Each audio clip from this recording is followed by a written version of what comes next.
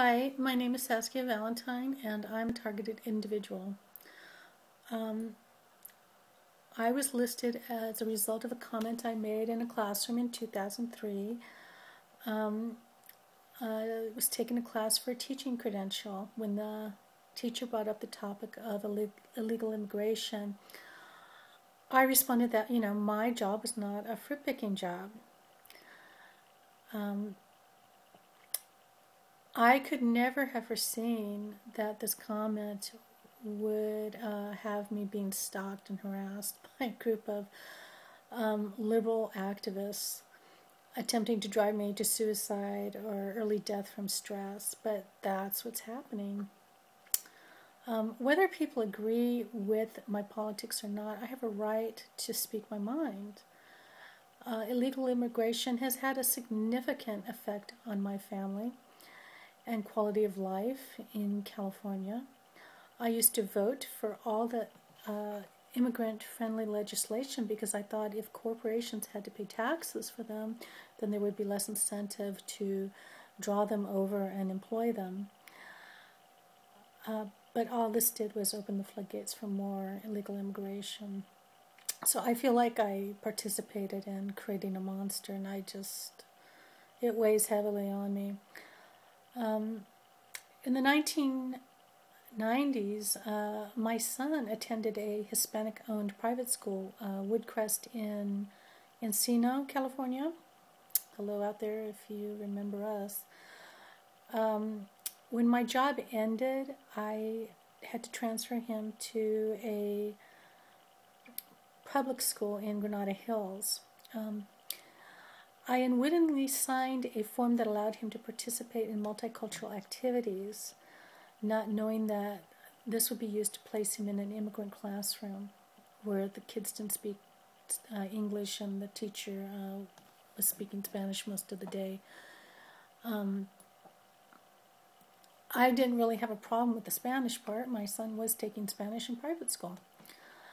By the time my son came home and was complaining that there were only 7 white kids in this class, which was unusual for him to say something like this because he'd always gone to mixed, even though he went to private school, they'd always been mixed. So for him to make a comment just seemed really odd, and so something else must have been going on. So I went down, and by the time I got down there were only 3 white kids in the classroom, and I was greeted by a gaggle of little girls who was treating me like I was the mother of a rock star, and the teacher told me cheerfully that, she had placed my son in the middle of all the girls because it would help settle them down.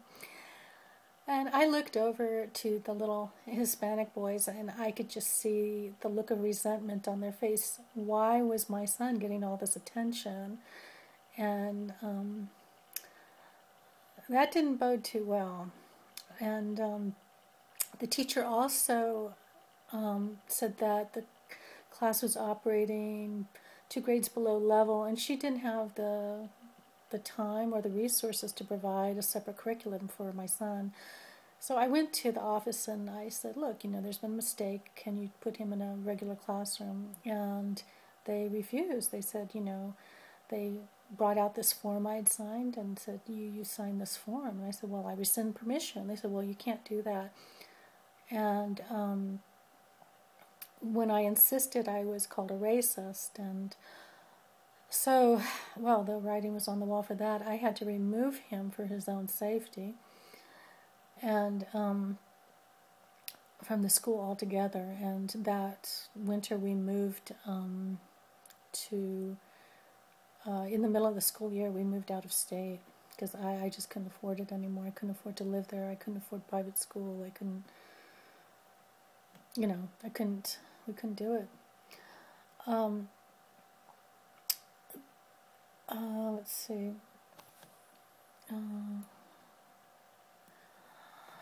Illegal immigration isn't about fruit-picking jobs.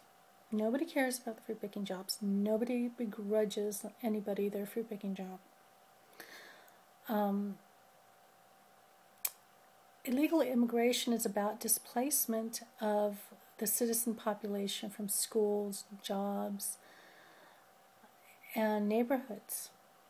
In the 1970s, the news media was reporting on anchor babies in border states and hospitals having to close emergency rooms and clinics having to relocate because women were coming across the border to have babies. The federal government would not help them because it was considered a state issue, and so states were left to deal with the issue on their own. And during this time, there was a campaign began to be waged against anybody talking about immigration, where they were labeled racist, and soon the media kowtowed and the issue seemed to kind of disappear. You didn't really hear much about, maybe in Arizona, right on the border, but in the rest of the country you really didn't hear too much about illegal immigration anymore. No huge news stories, and it just went away. Then in the 1970s, what they started to report on was nurses being overworked and overtasked and just being run into the ground. And so nurses started leaving the field, and they were replaced. This shortage was filled with Filipino nurses from overseas. Then they started running doctors into the ground, and then doctors started leaving. And then this quote-unquote shortage was filled with doctors from Africa, Asia, and East India. Now the squeeze is being put on them with pharmacy clinics and whatnot, and nurse practitioners. So this is, the American worker is being played like, banks played Wall Street. This is just bullshit. A country is more than about money. It's about people and quality of life and nurturing, the community. And we're not just a way station for money making, And so anyway, well, that's my 2 cents, and those are the naughty thoughts that got me listed. So. Bye. Good luck.